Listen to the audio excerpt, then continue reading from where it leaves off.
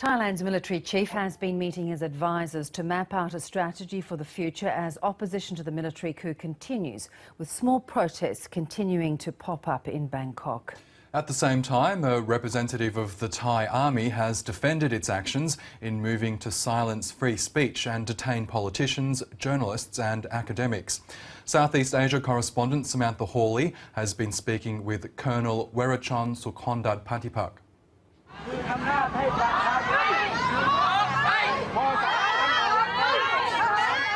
The message that I want to get across here is what we are doing, what the military, the army in particular, doing now is not an attack on the democracy.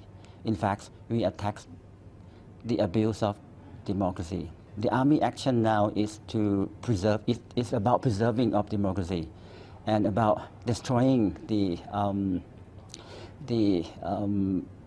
corrupted parliament dictatorship.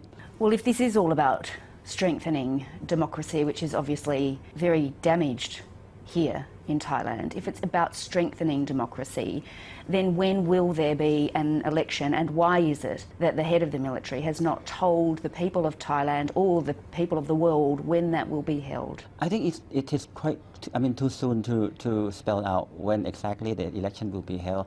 But it is quite clear that we understand. But first of all, we would like to clarify that the Thai military nowadays, we are not that insensitive that we don't know the implication of the international community to Thailand. We are living in the new era where worlds are connected. And of course, relationship with our friends is very important. We value all relationship with our friends. And but this is the reason that we are still not able to come up with the exact date or time when the election would be held, because we are not defining time and duration. The situation will dictate, the duration of the military intervention. Okay, well, can we talk about another key element of democracy which no longer exists here, because that is free speech and freedom of movement. Now, it's very clear now that you're trying to contain free speech, the freedom of movement of some people who want to express a different view.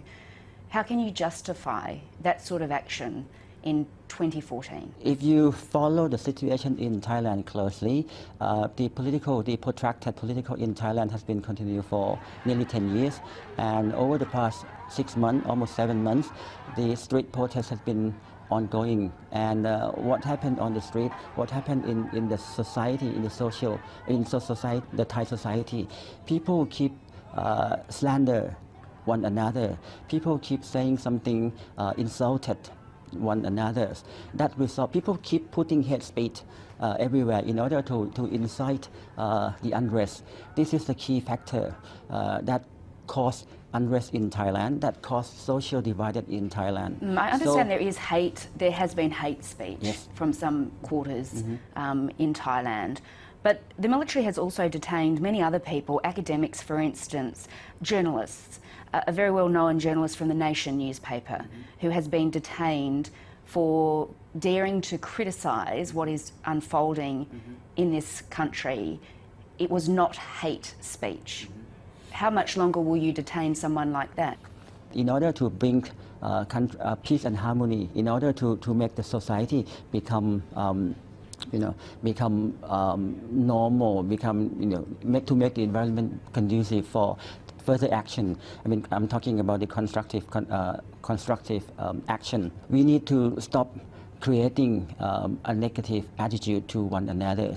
And for those who've been detained, as you mentioned, we have a clear evidence that their idea, their comment has made the work of the National Council for Peace and Order become more difficult, and that would create division in the society in Thailand. This is just the early step that we believe, that we strongly believe that we keep people, unless people stop blaming one another, people stop slander to one another, that would make an environment in the country become better. And but wider than that, what you really mean is if people criticise the coup or what the military is doing, then they are vulnerable to being detained, just as that journalist was. It's not slander.